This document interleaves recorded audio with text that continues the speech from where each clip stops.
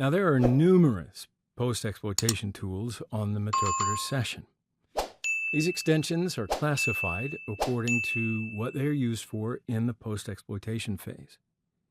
With these extensions, the following operations can be performed on the target computer: privilege escalation, stealing different user tokens, gathering password hashes, file upload and download, audio and video recording on the target system, logging keystrokes, etc., etc., etc. Really. The extensions of Meterpreter are STD API, Priv, Core, Incognito, and Sniffer. STD API, Priv, and Core are loaded when the Meterpreter session opens.